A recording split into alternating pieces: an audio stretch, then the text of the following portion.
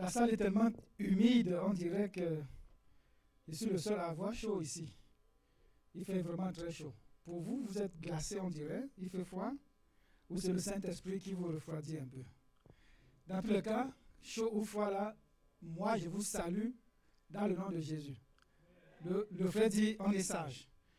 Oui, dans ce calme, nous allons écouter la parole de Dieu. Seigneur, merci parce que ce matin, tu veux nous conduire dans les méandres, Seigneur, de ta parole. Nous prions, Seigneur, qu'on aille en profondeur. Du moins, c'est toi qui nous amènes en profondeur.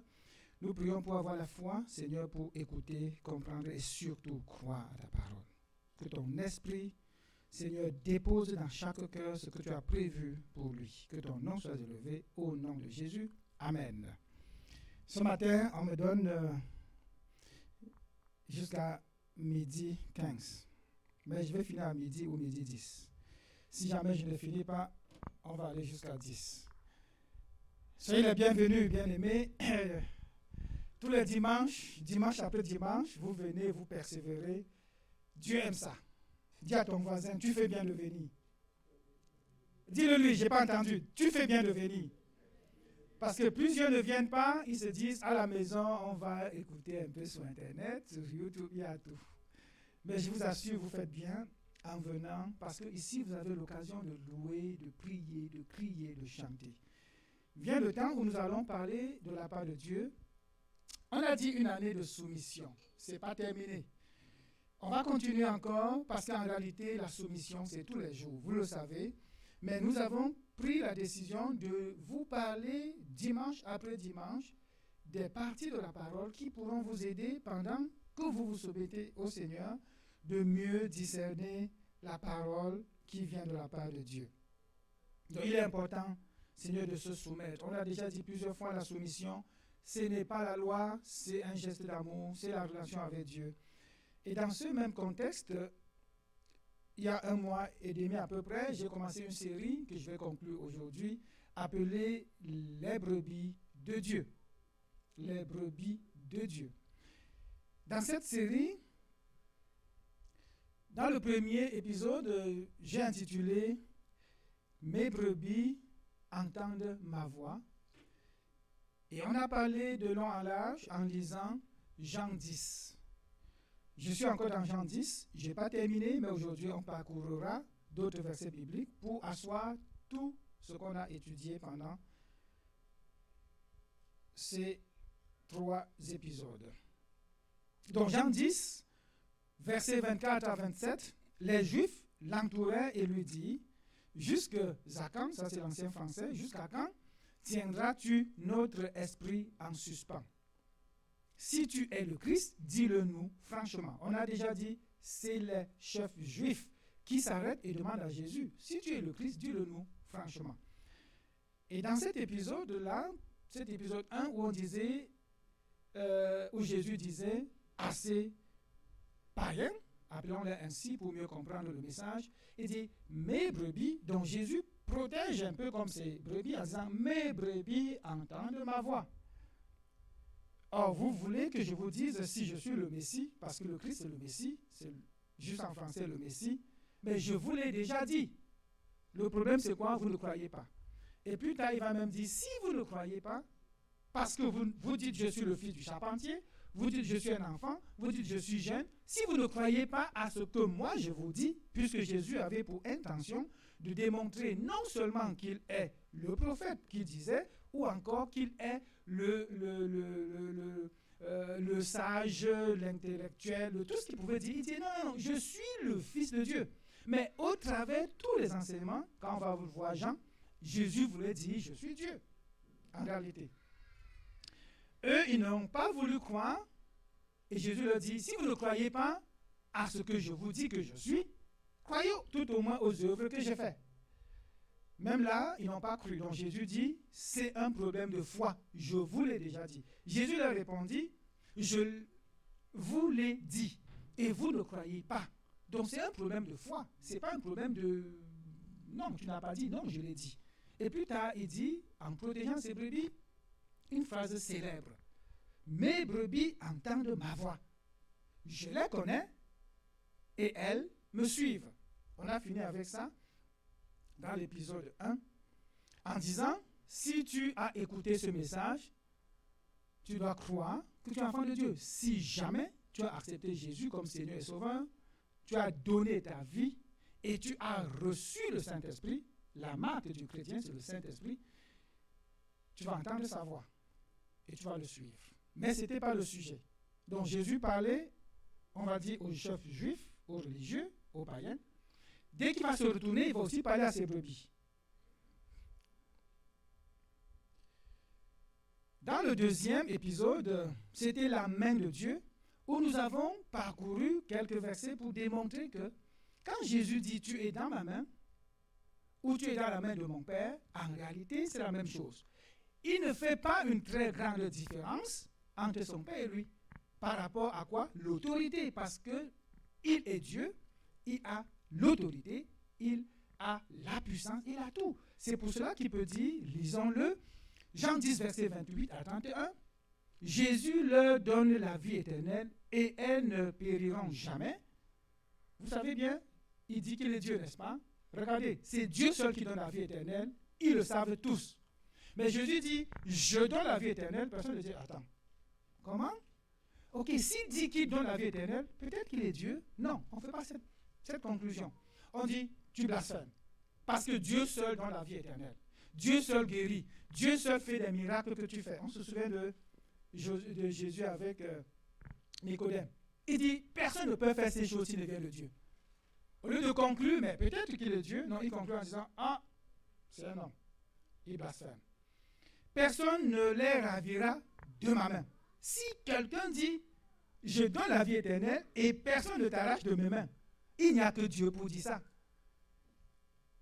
Donc nous concluons en disant, Jésus est Dieu. Et il dit qu'il est vraiment Dieu. Mais où sont les oreilles pour comprendre?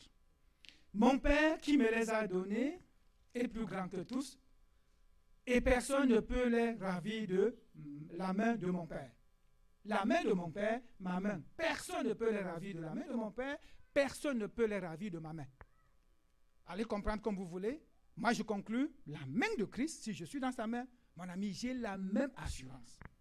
On entend des gens parfois dire, oh, j'aime Dieu, je connais Dieu, mais je n'aime pas Jésus. Je ne veux pas. C'est faux complètement. Mais, moi et le Père, nous sommes un. Waouh! Voilà une conclusion. Et c'est ça qui pousse les chefs religieux à dire, écoute, là tu vas mourir. Ils vont le lapider. Chercher à le lapider. Ça, c'était pour terminer la main de Dieu. Et la main de Dieu, j'ai aussi essayé de nous démontrer ce que la main de Dieu n'est pas. On connaît la main de Dieu de Maradona. Okay, il avait fait un geste de la main, personne n'a vu. Les 3 arbitres, personne. Les 4 arbitres, personne n'a vu. Mais nous avions vu ça à partir de la télé. La main de Dieu n'est pas non plus une main qui vient du ciel ou qui tient la lumière. On dit, ah, la main de Dieu. Si je fais ça tout de suite et un oiseau s'envole, il va dire, ouh, Dieu était dans sa main. La main de Dieu, c'est des histoires, c'est faux. Complètement. La main de Dieu n'est autre chose que la puissance de Dieu, qui se retrouve dans quoi? La Trinité. Dieu le Père, Dieu le Fils, Dieu le Saint-Esprit. C'est la puissance de Dieu. On a dit, bon, ben, écoute, Jésus lui-même a dit, mon Père est plus grand que moi. Et j'ai dit la dernière fois, ce n'est pas une comparaison. Parce que Dieu, en tant que Père, Fils, Saint-Esprit, ne se compare pas. Mais si vous dites, Jésus, tu es le fils du champatier, ok, je suis homme, c'est vrai. Mon Père est plus grand que moi, c'est normal. Mais si je me tiens de la perspective de Dieu, le divin, mon Père et moi, nous sommes un. Je n'ai pas à comparer. Ils ont même nature, même autorité, même puissance, omniscient, omnipotent, tout. C'est les hommes qui se disputent, qui va faire quoi? C'est les hommes qui se disputent. Non, non, non. Avec Dieu là, si le Père a déjà dit, le Fils accepte. Tu viens lui dire, le Père m'envoie chez toi. Jésus va jamais dire, ah bon, c'est vrai. Non. Il va dire, viens. Si Jésus dit, c'est toi, viens. Le Père ne va pas dire, hé Jésus, pourquoi tu as dit? Non. Harmonie totale. Ça, c'est la foi que nous avons, du moins de notre théologie. Et aujourd'hui, bien aimé, le titre, comme vous allez voir, ce n'est pas celui-ci, mais ça commence par ça, l'assurance vie. On va terminer cette partie avec assurance vie. As-tu une assurance vie? Cette assurance, on a vu $1, c'est un symbole de paye, de monnaie. Ce n'est pas le 1 parce que c'était juste pour nous faire rire. As-tu $1, assurance vie. Non, as-tu une assurance vie? Est-ce que ce matin, je vais nous inviter à nous, on va dire quoi, à renoncer à l'assurance vie? Ce n'est pas l'objectif. Mais je veux nous amener à comprendre c'est quoi la vraie assurance. Parce que dans Jean 3, 16, le verset qui continue 18, il va nous dire une phrase très célèbre: celui qui croit en moi n'est point jugé. Mais celui qui ne croit pas est déjà jugé parce qu'il n'a pas cru. Regardez, toujours le même fil qui nous conduit, la foi. Il n'a pas cru au nom du Fils unique de Dieu. Le Fils unique de Dieu, parmi les hommes, les chefs religieux ont prétendu connaître la religion, mais ils n'ont pas connu Christ, ils ne le connaissent pas. D'où Jésus pouvait leur dire: vous ne me connaissez pas, vous n'êtes pas de mon Père. C'est normal. La vraie assurance vie, bien aimé. Épisode 3, la vraie assurance vie. Si quelqu'un dort, réveillez-le. Un voisin qui dort, cogne-le bien fort. Le pasteur donne le droit ce matin. Quelqu'un somnole, cogne. Parce qu'il s'agit de l'assurance vie. Il ne s'agit pas d'autre chose ce matin, c'est l'assurance vie.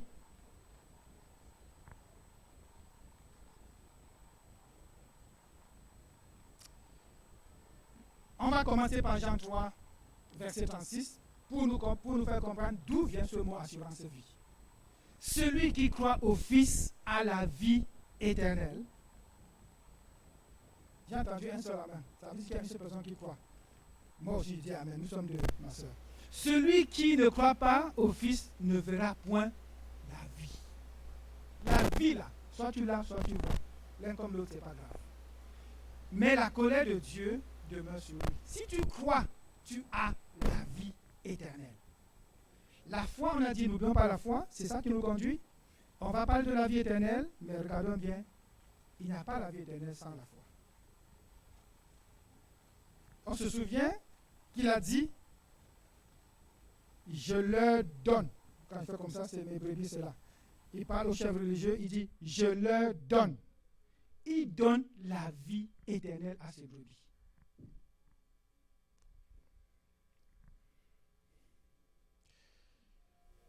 J'ai parcouru mes souvenirs sur Internet, les lectures et tout. Je me suis rendu compte qu'il y a un vocabulaire très connu que vous connaissez aussi. Commençons par ceci. Vous avez entendu parler de l'assurance vie temporaire 20 ans. C'est ce qu'il m'avait proposé moi. Temporaire 20 ans. Ils m'ont aussi dit, il y a une assurance vie, ils ont appelé ça permanente. Permanente, je ne sais pas, j'imagine c'est ce que tu payes à un moment donné. Si tu ne veux plus payer, ça s'arrête. J'imagine que c'est ça, je ne suis pas sûr. Mais il y a une prime. Ce n'est pas l'argent qu'on te donne, qu'on appelle une prime, comme à ton travail, on te donne des primes, c'est-à-dire tu reçois. Ici, la prime, c'est que toi, tu donnes. Je vais nous amener aujourd'hui à découvrir les quelques techniques que le monde utilise pour nous tromper. Ils disent les assurances entre 35 ans et 65 ans, peut-être c'est un peu plus moins cher ou plus cher, on te trace en termes d'âge. Chez notre Dieu là, la vraie assurance n'a rien à voir avec l'âge. Obtenez le meilleur prix pour votre assurance vie entière. J'ai entendu le mot vie entière, je me suis mis à rire. Vie entière, mon ami. On te vend une assurance vie entière. Ils sont tous des menteurs. On te parle de contrat d'assurance. Un contrat, ça peut finir. On dit, l'épargnant, c'est qui? Toi qui cotises tous les mois, $1, $10, $20, $100 pour plusieurs. J'ai rencontré quelqu'un qui paye $600 tous les mois d'assurance. J'ai dit, mon Dieu, il a beaucoup d'argent. J'ai dit, mais j'ai compris qu'il ne comprend pas c'est quoi l'assurance. La vraie assurance. Après, on va te dire le bénéficiaire. Voilà le vocabulaire que j'ai entendu. Le bénéficiaire, c'est celui, quand tu vas mourir, on va donner ce qu'on avait prévu dans le contrat, $10 000, $15 000, on donnera ça à la personne. Ton enfant, ta femme, toi-même, tu n'as rien. On va te vendre l'assurance. Tu n'as rien puisque tu es mort, n'est-ce pas? On est d'accord, vous riez parce que vous comprenez mieux que moi. Au départ, quand on disait assurance vie, j'ai posé 1000 questions parce qu'ils ne savaient pas ce que c'était. Ils ont compris qu'ils ne savaient pas, ils m'ont bien frappé à l'époque. Et oui, j'ai payé aussi cher, bien aimé. Il dit, la prime, Vous allez fouiller dans le dictionnaire pour voir c'est quoi la prime. On appelle la prime pour te tromper. Tu as une prime. Quand tu vas mourir, tu n'auras rien. Tu payes les bénéficiaires. Est-ce qu'on te dit tout ça? Ou toi, tu réfléchis vraiment bien? Est-ce que je suis en train de dire ne payez pas votre assurance? Payez. C'est important parce que qui va renvoyer le corps en Afrique pour les Africains? Qui va faire les obsèques ici? Ça coûte cher. Vous payez pour vous-même pour que les gens qui vivent, n'oubliez pas ça, bénéficient de votre cotisation. Ce n'est pas autre chose que ça. Mais on dit la vie pour vous tromper. La vraie vie, ce n'est pas ça. Et c'est ce qu'on va essayer de voir aujourd'hui à travers les paroles des gens. Et c'est vous qui devez payer. Ce n'est pas eux. Ce n'est pas eux. On te vend une chose que tu n'as pas. On t'appelle épargnant. Et pourtant, le bénéficiaire, c'est quelqu'un d'autre. La sœur, tu ris. J'ai ri et j'ai pleuré en même temps. J'ai dit, mon Dieu, vois comment Dieu ouvre mes yeux et je comprends mieux maintenant des choses que je ne comprenais pas. Je paye et je dis, c'est pour moi, mais en réalité, ce n'est pas pour moi. Parce qu'on a miroité des choses pour me tromper. Regardez, la vraie assurance, on va commencer par une police d'assurance. La vie éternelle, c'est de ça qu'il est question. Souscripteur, c'est toi, bien-aimé. Aujourd'hui, tu vas souscrire à une assurance vie éternelle. Pas l'assurance que le monde te propose temporaire 20 ans. Il n'y a pas de 20 ans. Pour nous, là, c'est l'éternité. Et quel est l'âge? Tout âge. Le sexe? Ils ont dit qu'il n'y a même plus mâle ou femelle. Ils ont raison à ce niveau-là. Ici, là, il n'y a ni mâle, ni femelle, il n'y a ni homme, ni femme. C'est pour tout le monde. Ici, le payeur, c'est qui? Alléluia, tu as compris. Celui qui paye, c'est quelqu'un d'autre. Ce n'est pas toi, bien-aimé. Jésus paye pour ton assurance. Ah oui. Jésus paye pour ton assurance. Et le terme, c'est pour combien de temps? Éternellement.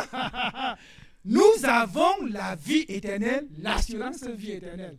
On va me dire, mais pasteur, explique bien c'est quoi l'assurance et la vie. Oui, c'est deux choses. La vie éternelle, nous l'avons.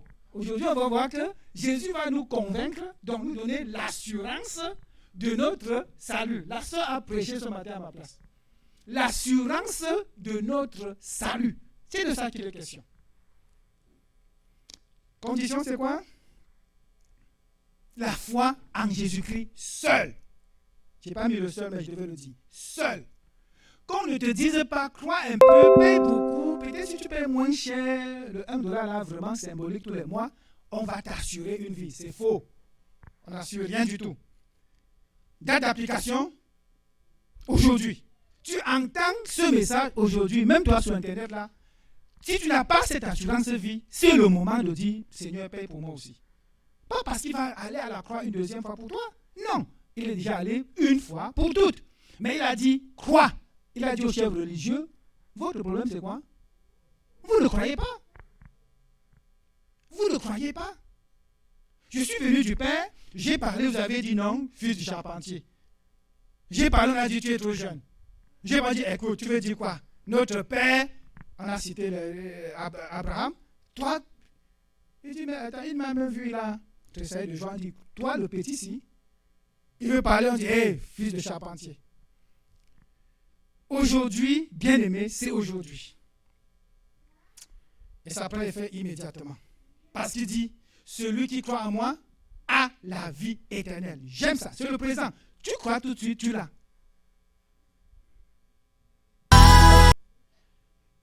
J'aurais et j'aimerais nous amener dans un truc un peu compliqué à comprendre, compliqué à expliquer, mais je prie que le Seigneur vous aide à saisir. Je l'intitule une assurance mort. C'est pour qu'on comprenne qu'en réalité, il s'agit d'une assurance mort. On assure, Jésus va assurer la mort. Il n'assure pas la vie, il va assurer la mort. Le monde aurait pu vous dire, achetez, payez l'assurance mort. Mais si on entend le mot mort, on fuit. Ils utilisent le mot mort seulement pour vous effrayer. Vous savez quoi, si jamais vous mourrez là, tu as un peu peur. Tu dis, ok, payez ceci pour avoir l'assurance vie. Comme ça, quand ça sonne vie, tu dis, ok, je paye sans discuter. La vraie assurance, c'est l'assurance mort.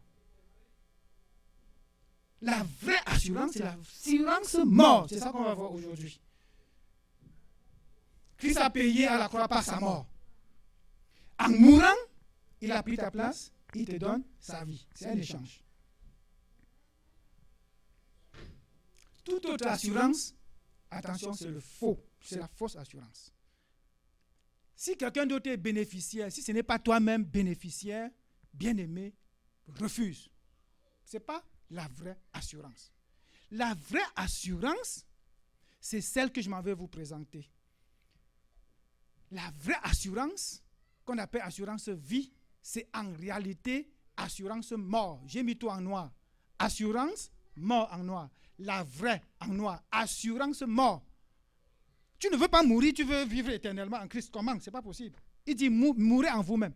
C'est-à-dire renoncer à vous-même.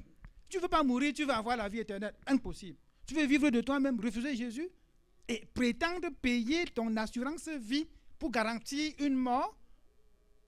Impossible. Parce que quoi? Je donnerai ça à ma femme, je vais laisser tout ça à mes enfants. Ouh! Menteur. Jésus a dit une phrase célèbre dans Jean 5, verset 24. Il a dit, passer de la mort à la vie. Et je m'avais l'expliqué. C'est quoi? Lisons d'abord. En vérité, je vous le dis, celui qui écoute ma parole et qui croit à celui qui m'a envoyé a la vie éternelle. Encore le mot foi. Celui qui croit a la vie éternelle et ne vient point en jugement, mais quoi? Il est passé de la mort à la vie. On va me dire, est-ce qu'il y a deux vies? En réalité, on peut dire deux pour mieux comprendre. C'est que ici, la première, on va dire première vie, okay? La première, c'est quand je vis sans Christ. Je ne connais pas le Seigneur, je vis sans lui, je suis comme séparé de lui par l'esprit, par mon esprit, je suis éloigné de lui, je suis mort, et pourtant vivant. Et pourtant vivant. Le jour où je rencontre le Seigneur Jésus, oh Seigneur, merci, je t'ai vu. Je reçois dans mon cœur le Saint-Esprit. Le Saint-Esprit me donne la vie éternelle, je deviens donc chrétien, n'est-ce pas? On comprend ça? Je suis passé de la mort spirituelle à la vie éternelle. Qui commence quand? Ça commence quand? Aujourd'hui, quand j'accepte, ça commence maintenant, j'ai la vie éternelle. Je suis donc passé de la mort à la vie. Et pourtant, je vis, n'est-ce pas? On va dire, mais tu vis étant mort comment? Il veut dire, tu es passé de la mort spirituelle à la vie spirituelle. La vie de Dieu est en toi. Désormais, la vie de Dieu est en toi. Tu vis encore physiquement, mais spirituellement, tu n'es plus le même. Tu vas être surpris de voir, j'aime Dieu, j'aime la parole, j'aime prier, je pardonne facilement, je fais tout ça. C'est parce que la vie de Dieu est en toi.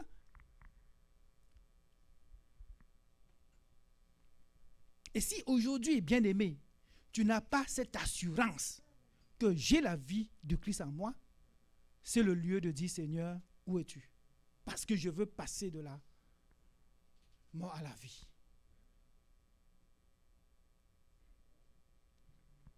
Ce n'est pas le fait d'aller à l'église qui fait de moi un enfant de Dieu qui a la vie éternelle. Non.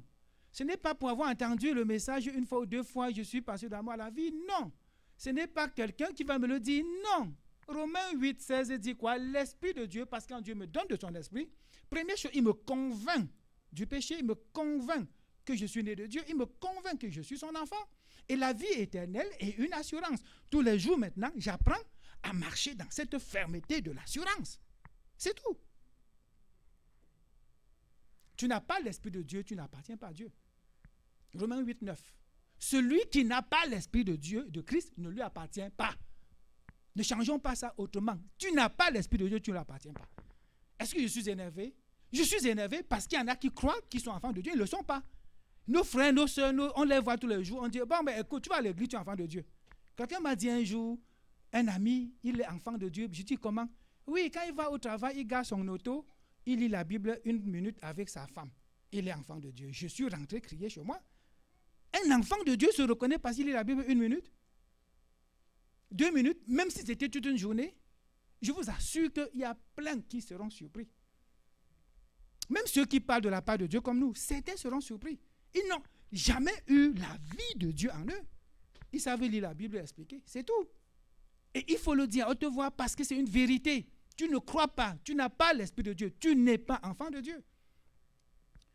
Jean 11 va nous dire ceci au verset 25 et 24. Jésus lui dit, parlant à Marthe, je suis la résurrection et la vie. Celui qui croit en moi vivra, quand même il serait mort. Et quiconque vit et croit en moi ne mourra jamais. C'est-à-dire, je suis passé de la mort à la vie. Quiconque vit, c'est-à-dire je vis maintenant,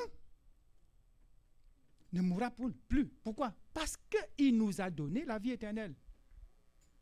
Parfois, tu demandes aux chrétiens, si tu es sûr de ton salut, peut-être quand Jésus reviendra, il dira oui ou non, ça va dépendre de mes actions. Si j'ai péché ou pas, ça ne dépend pas de ça, bien-aimé. Ceux qui n'aiment pas écouter la parole de Dieu n'ont pas l'Esprit de Dieu en eux.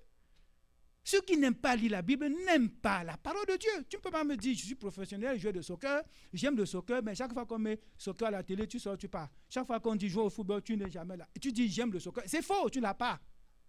Tu ne l'as pas. Et Jésus fait ce travail lorsqu'il dit, vous êtes passé de la mort à la vie, et je le donne aujourd'hui comme un ordre, non pas que tu te sauves toi-même, mais que comprends que tu n'es pas vivant et la vie de Dieu en toi.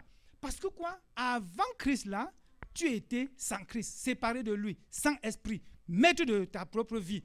Tu aimais le monde et tout ce que le monde offre. Maintenant, Jésus vient, il est le maître de la vie avec grand V, vie éternelle. Il apporte la vie, il donne la vie, il assure la vie. La seule condition, ce n'est pas $1, ce n'est même pas $10, c'est tout simplement la foi. En Jésus-Christ comme Fils de Dieu, comme Seigneur et Sauveur de notre vie. Autre chose, il a dit, ok, si vous ne croyez pas en moi, croyez en mes œuvres. Regardez même le ciel et dit, Seigneur, tu es grand.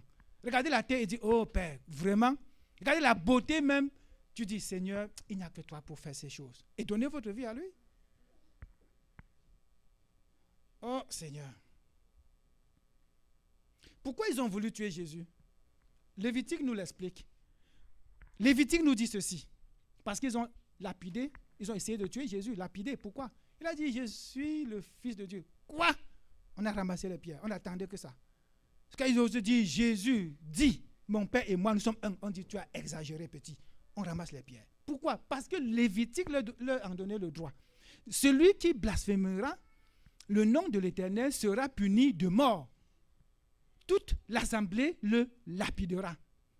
Qu'il soit étranger ou indigène, il mourra pour avoir blasphémé le nom de Dieu. Blasphémer le nom de Dieu, ils ne comprennent pas. Est-ce que Jésus ici blasphème? Non. Mais c'est eux tous qui sont dans l'erreur. Ils ne comprenaient pas. Ils disaient, c'est un prophète. Ils disaient, oh oui, il parle bien. Oh, il fait des petits miracles. Hey, allez voir en Chine, en Inde. Il y a des gens là-bas qui marchent sur l'eau. Si vous voulez les miracles, c'est plein là dehors.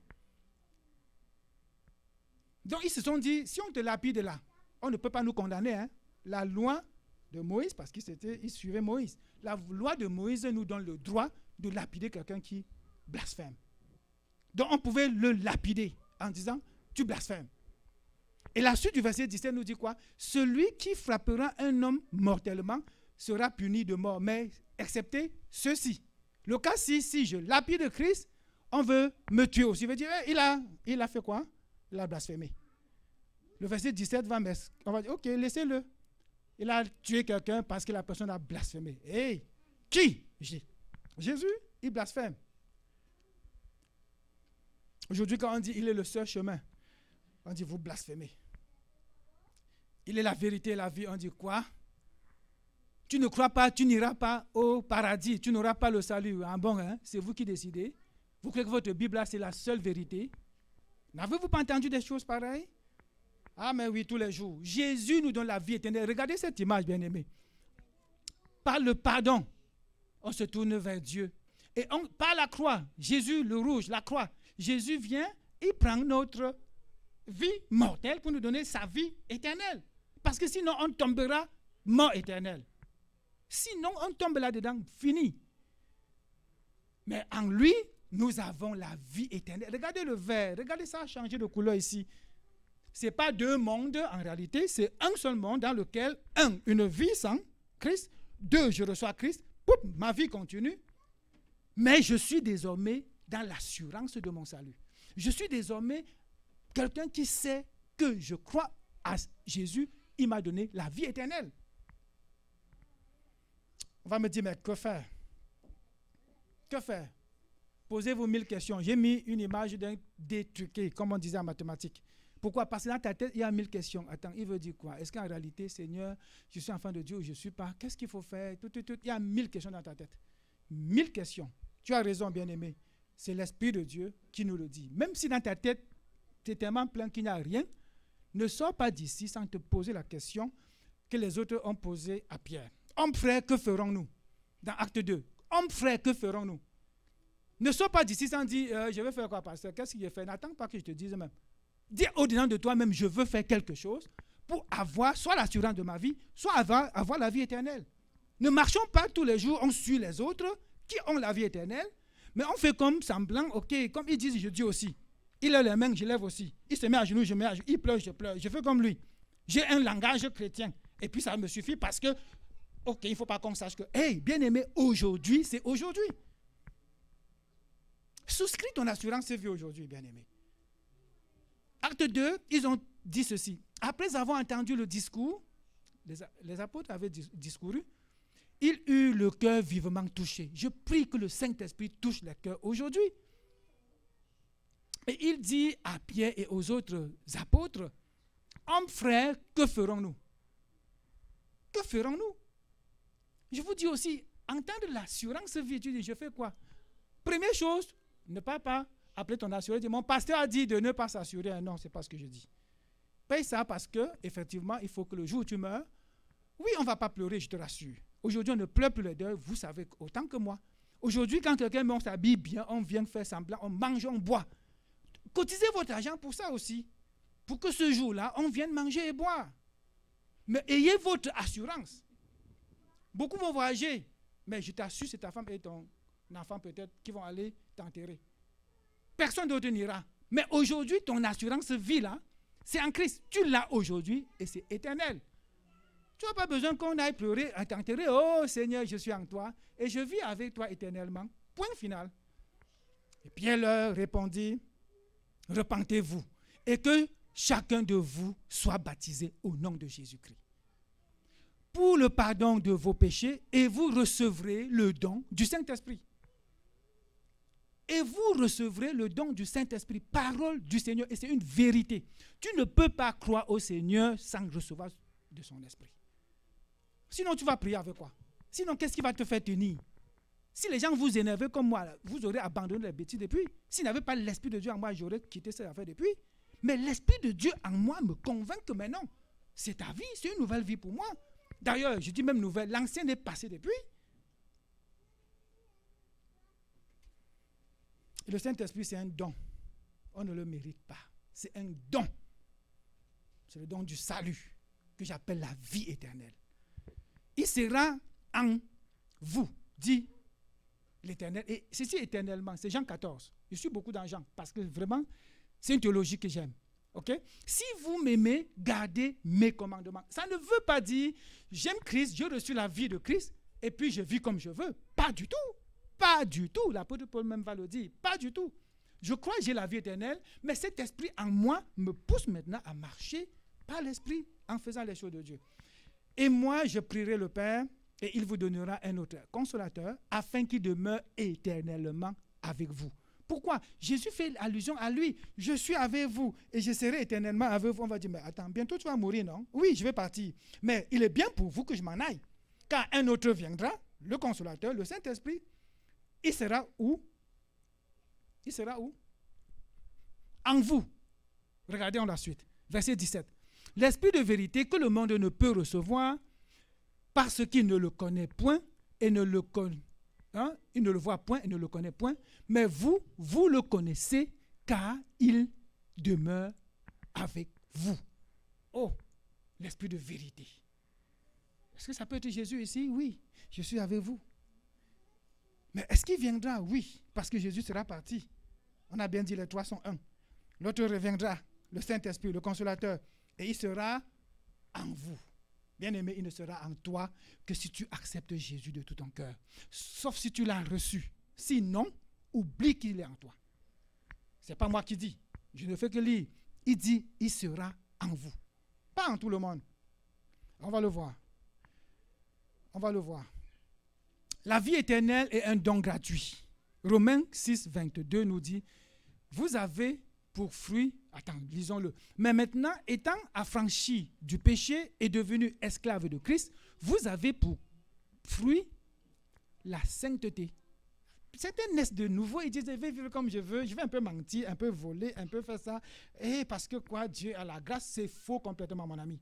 L'Esprit de Dieu en toi te fait marcher dans la sanctification. Et tu dois te sanctifier toi-même, tous les jours. Ne dis pas, c'est l'œuvre de Dieu, je n'ai rien à faire.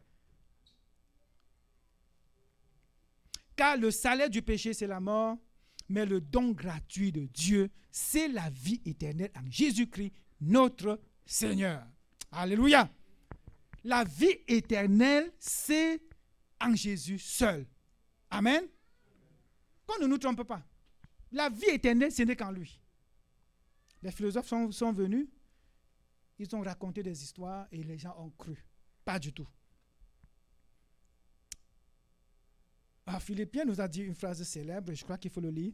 Il dit, Philippiens 3, au verset 20, dit ceci, « Mais notre cité à nous est dans les cieux, d'où nous attendons aussi comme Sauveur et Seigneur Jésus-Christ, qui transformera le corps de notre humiliation et en le rendant semblable au corps de sa gloire. » Je peux peut-être un peu expliquer ça légèrement et rapidement. C'est que le chrétien, quand il est né de Dieu, il reçoit l'Esprit de Dieu, il y a une promesse. Okay? Il y a une promesse. C'est que nous recevrons un corps glorieux, un nouveau corps. Mais en attendant ce corps glorieux qu'on aura, pour l'instant, nous nous attendons à ça. On appelle ça l'expérience. L'espérance. On espère qu'on aura ce corps et on sait qu'on l'aura. Mais par la foi, nous marchons comme ayant déjà la vie éternelle. On ne marche plus en tremblant que demain, si on meurt, on va où? Hey, tu te poses cette question, tu n'as pas encore reçu la vie éternelle. Ça doit être clair. Un autre va dire, bon, c'est un problème d'enseignement. Oui, si tu as l'Esprit de Dieu en toi, sois enseigné. Sache que tu as la vie éternelle. N'hésite pas. N'hésite pas. 1 Corinthiens 15, 53 nous dit ceci, car il faut que le corps corruptible revête l'incorruptibilité. Il le faut. Mais c'est plus tard, ce n'est pas maintenant. Et que ce corps mortel revête l'immortalité.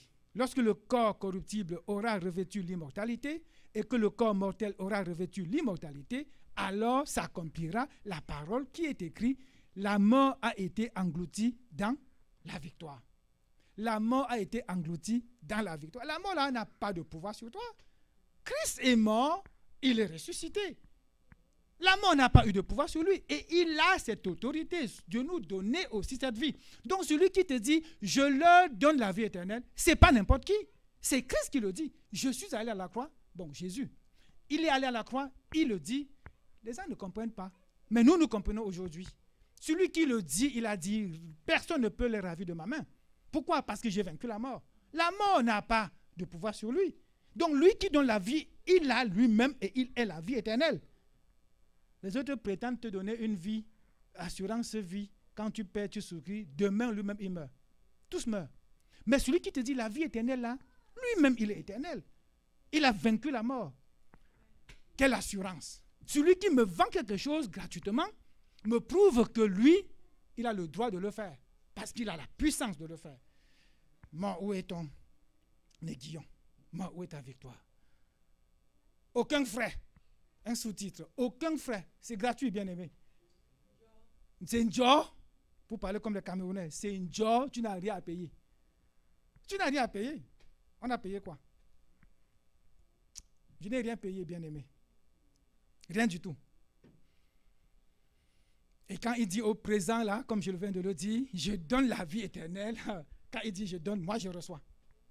Je n'attends pas, il dit pas tu as donné, j'attends demain pour recevoir. Hey, tout de suite tu as donné, j'ai pris, Seigneur, merci. Fais l'erreur de me tendre quelque chose, je veux prendre. Il n'y a pas de période de merci. Jésus dit prends, tu dis Seigneur, tu sais, attends, j'ai demandé à mon père, attends que j'ai demandé à ma mère. Et quoi? Jésus dit prends, Seigneur, donne-moi. D'ailleurs, tu tiens mal, j'arrache. Tenez mal des affaires, vous allez voir, l'enfant va arracher. Personne ne m'arrache de ses mains. Ah! Quelle joie dans mon cœur de savoir que personne, et quand il dit personne, c'est personne. C'est pas, il tient dans sa main puissante, et puis quelqu'un vient par ruse, on l'a dit la dernière fois, par ruse, et puis il trompe Jésus, il le chatouille un peu pendant qu'il rit. Tu tombes de ses mains. Impossible. Il vient flatter. Tu sais, Jésus, lui là, vraiment, il trompe un peu. Et Jésus lâche. Impossible. Et peut-être même toi-même, tu ne peux pas sortir de ça, même s'il a dit tu ne sors pas. Hey, c'est la puissance éternelle. Attends, si quelqu'un pense que Jésus dit, tu sais quoi, je t'ai tenu. Personne ne t'arrête de me mettre et un autre vient t'arrêter. Non, c'est qui cesse d'être Dieu. Oh, Jésus est Dieu. Hein? Ah oui.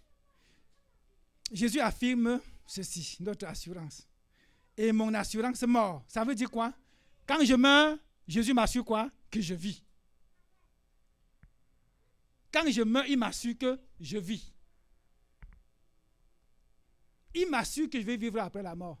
Comment vous pouvez hésiter, bien-aimés? Comment quelqu'un peut hésiter? On hésite parce qu'on n'a pas compris. Le monde nous a tellement voilé les yeux avec une fausse assurance vie que la vraie assurance mort, personne ne comprend. Il assure ma mort. C'est-à-dire que le jour où tu meurs petit, tu vivras. J'assure que tu vivras. Et les gens tremblent. Pourquoi? L'autre est venu avec assurance vie pour nous tromper. La fausse assurance vie. Mais c'est vrai, il n'aurait pas pu dire assurance mort. Parce que Jésus seul peut appeler ça assurance mort. Pour que tu comprennes mieux. C'est-à-dire, j'assure ta mort. Que quand tu mourras, je te ferai vivre. Parole du Seigneur. Et ce salut est gratuit. Et moi, je l'ai par la foi. Nous payons cher des assurances. Ils nous trompent. Oui, ceux qui sont intelligents, ils payent pour eux-mêmes. Ils savent que je paye, mais c'est pour moi. Ils savent.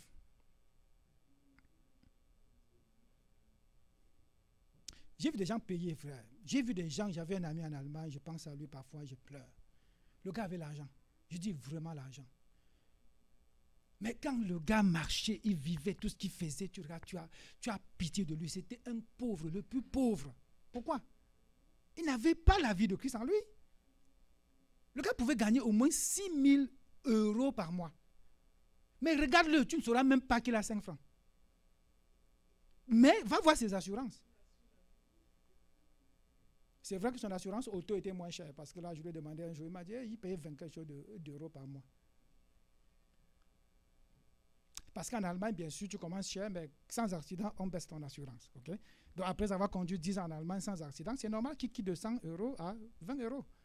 Sinon, si on vendait à 200 €, il devait payer. Et plusieurs vivent comme ça. Aucune garantie que si le Seigneur vient tout de suite, la sœur a prêché ce matin à ma place. Là, les louanges, tout était là. Si Christ revient bientôt et tout de suite, quelle est ton assurance? On va fêter, ils vont dire, dis-nous franchement si tu es le Fils de Dieu. Quelqu'un va dire, dis-nous franchement si tu parles de la part de Dieu. Dis-nous franchement si c'est le Saint-Esprit qui te convainc. Dis-nous franchement si...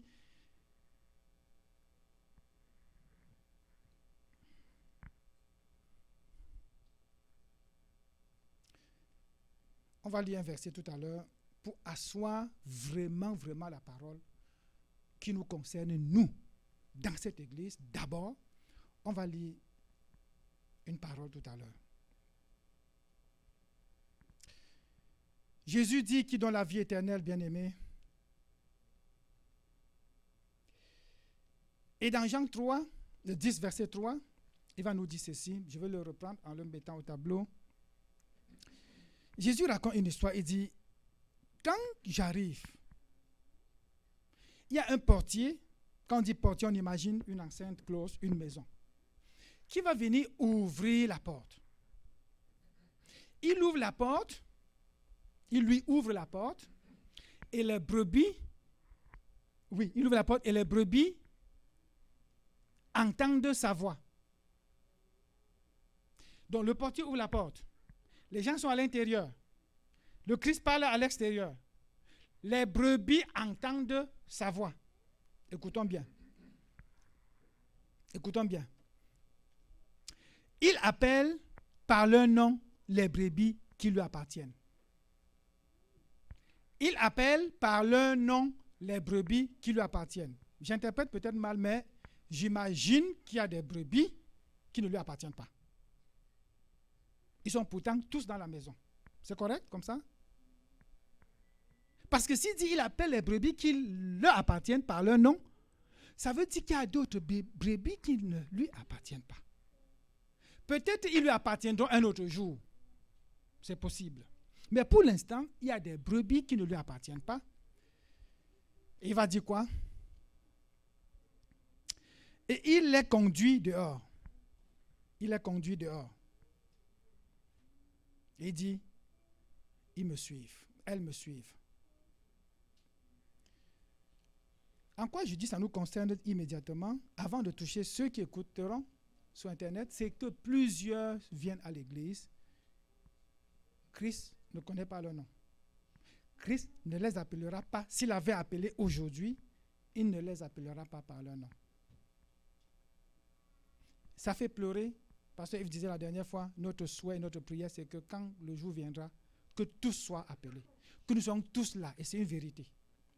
Notre cri, notre pleur, c'est que Seigneur, que tu appelles chacun par son nom. Et qu'il te suive. Et qu'au jour du Seigneur, il soit présent. Devant le grand trône blanc, que personne ne manque à l'appel. Ça, c'est le désir de notre cœur. Mais la parole de Dieu nous fait comprendre que ce n'est pas toujours comme ça. Il y en a qui ne seront pas appelés. Celui qui est, Jean 8, verset 47, celui qui est de Dieu écoute la parole de Dieu. Vous n'écoutez pas parce que vous n'êtes pas de Dieu. Jésus a repris ces paroles aux chefs religieux. Vous n'êtes pas de mes brebis. Ça veut dire qu'à l'intérieur de la maison, il y avait certainement ces chefs religieux. Il dit, vous n'écoutez pas ma parole. Je vous parle, vous n'écoutez pas. Je fais des miracles, vous ne voyez pas. Mes œuvres, il a dit œuvres, pas miracles. Vous ne croyez pas en moi. Les Juifs lui répondirent, n'avons-nous pas raison de dire que tu es un Samaritain? On a expliqué ça la dernière fois. Samaritain, on peut dire aujourd'hui païen, qui tantôt se disent chrétiens, tantôt fuient. Et que tu as un démon? Jésus répliqua, je n'ai pas de démon, pas du tout. Mais j'honore mon Père, je fais ce que le Père m'a dit de faire, c'est tout. C'est tout. Dieu est le seul qui donne la vie éternelle. Jésus dit, je donne la vie éternelle. Quelle assurance! Quelle assurance! Ils ne périront jamais. Jamais ils ne vont périr s'ils sont dans mes mains. Jamais. Et si tu péris, je te donne la vie. Assurance mort. Pas assurance vie. Assurance mort. Il assure ma mort. Et personne ne me ravira de ses mains. Personne.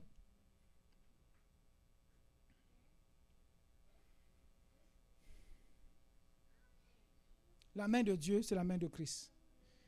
La main de Dieu, c'est la main de Christ. Personne ne peut te dire le contraire. On ne peut pas te ravir de ses mains, bien-aimés. Et je marche avec cette assurance et je veux communiquer ça à vous. La dernière fois, on disait, par la Trinité, le Père nous a aimés, le Fils nous a sauvés et l'Esprit de Dieu, le Saint-Esprit, nous a libérés. Mais si on est libérés, vivons comme des enfants de Christ, vivons conformément à l'Esprit que nous avons reçu. Ne disons pas, je suis né de Dieu, mais quand on dit chantons, tu dis, dansons, prions. Je me pose la question, est-ce que tu es né vraiment de Dieu?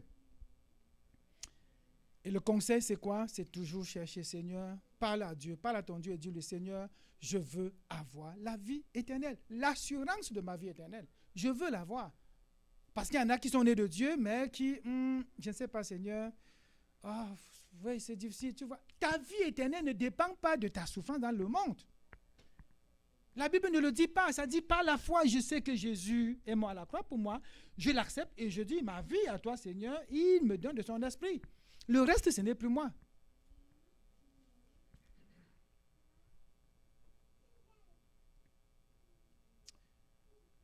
Mes brebis sont aussi les brebis de mon Père, on en a parlé la dernière fois. Je saute sur ce qu'on a déjà vu. Le en moi, Christ en moi, et Christ se fait connaître. Ceux qui ont écouté le message ont cru en Christ et ils ont reçu le Saint-Esprit. Éphésiens 1, verset 13. On l'a dit déjà la dernière fois aussi. Et c'est un gage.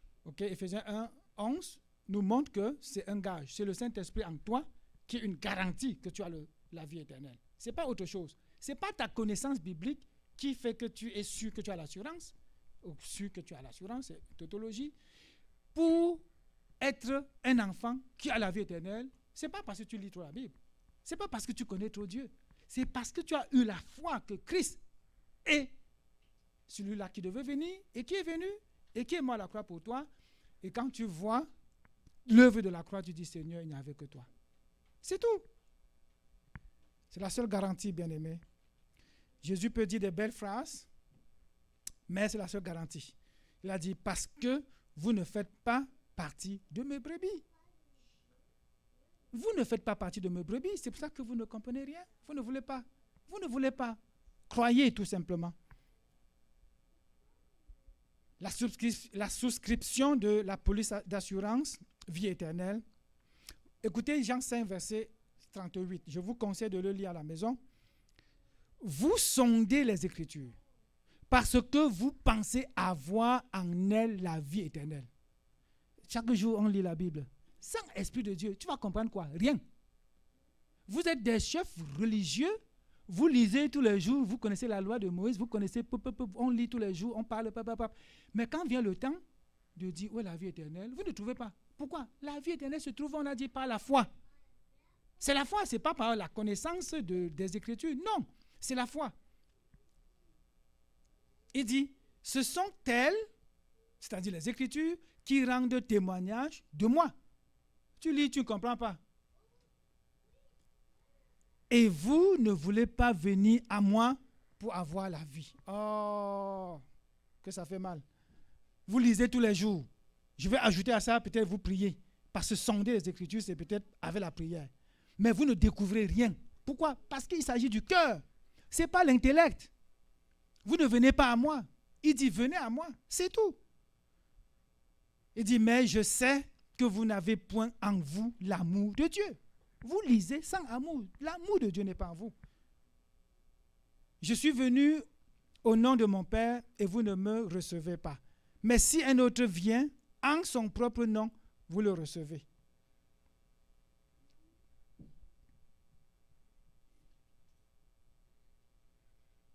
Un autre va venir, on va le recevoir. Mais moi, quand je viens, on ne me reçoit pas. On va dire, ah, votre Bible là, un Dieu qui nous dit d'aller à l'église tous les jours. Quelqu'un a dit dernièrement, quel est ce Dieu qui prend l'argent de tous ses fidèles? Vraiment, vous passez le temps à exiger la dîme aux gens. Vous passez le temps, je dirais comme ça, oh Seigneur, pitié. Mais quand le monde vient exiger, en disant assurance vie, même si c'est $200 par mois, on paye. Dieu n'a même rien exigé. Il a dit, donne tel que ton cœur te dit. Donne. Quand on dit, mais nous donnons, on dit, ah oui, hein, l'église vous trompe, l'église vous. Ils ne connaissent rien.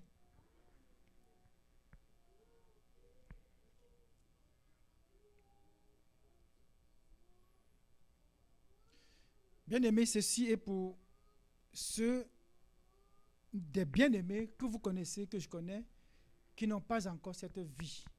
Nous pouvons prier pour eux. Mais cette vie éternelle n'est pas transférable.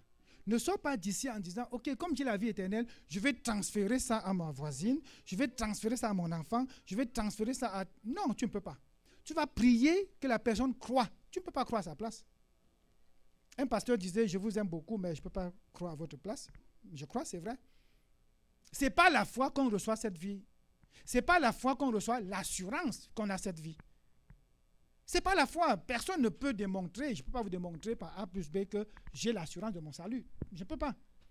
Mais en moi, c'est clair. Oui, il y a des fois où tu trembles aussi un peu. Hein? Quand j'ai eu 50 ans, je vous ai déjà témoigné ça, j'ai tremblé. Quelqu'un avait dit, pasteur, prions que on fait une deuxième fois 50 ans. J'ai dit, attention, il ne peut pas prier comme ça, je n'ai pas la foi. Ils sont mis à rire. Parce que j'ai imaginé un instant, Seigneur, je vais attendre 100 ans. Et ça a sonné très gros pour moi. Je dis, je n'ai pas la foi.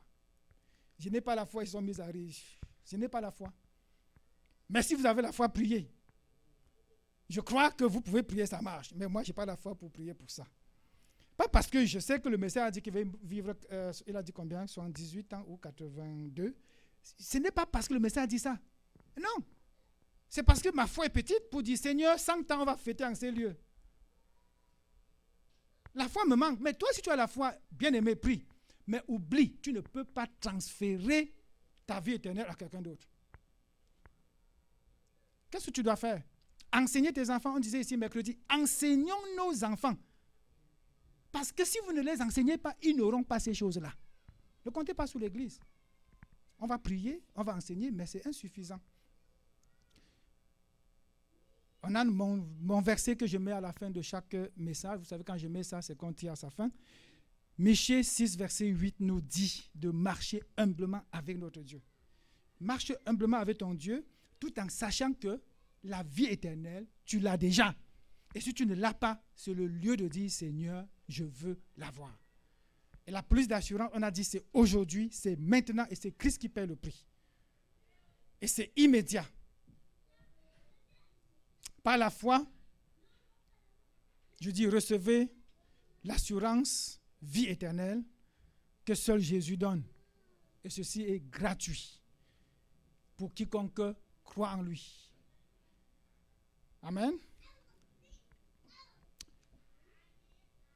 On va se lever, on va finir par la prière. On va finir par la prière. J'avais dit que je finirais à 10. Ouais, il est 7. Donc on a 3 minutes de prière. Jésus marche avec ses disciples. À un moment donné, il y a un certain Philippe qui s'arrête et dit, montre-nous le Père. Il dit, montre-nous le Père. Jésus lui dit, Philippe, je suis avec vous tous les jours et vous me dites, montre-nous le Père. Celui qui m'a vu a vu le Père.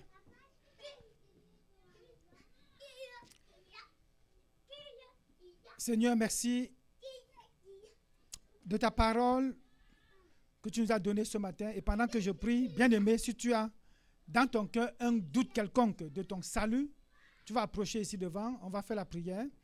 Et toi, tu vas parler au Seigneur pour l'avoir. Parce que cette vie, elle est l'unique vie, assurance, vie éternelle que tu peux avoir. Il n'y a pas un autre. Seigneur, alors que nous finissons ce message, je te bénis et je te rends toute la gloire. Seigneur, ton esprit nous guide dans ta parole et nous fait recevoir, Seigneur, la portion, chacun, la portion que tu as réservée pour lui. Certains vont dire, ce message n'était pas pour moi, c'est correct.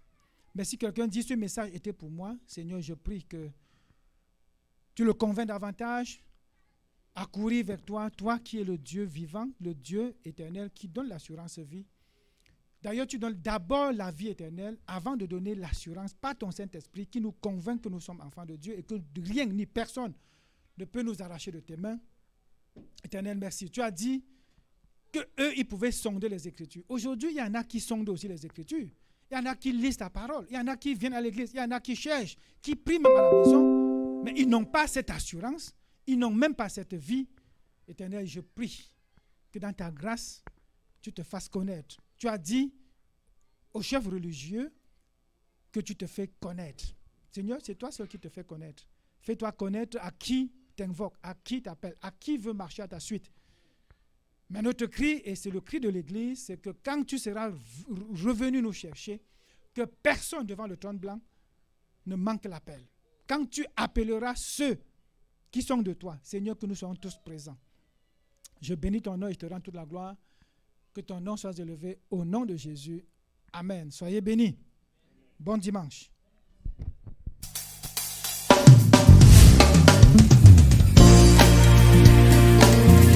La Bible déclare, ils ont vaincu.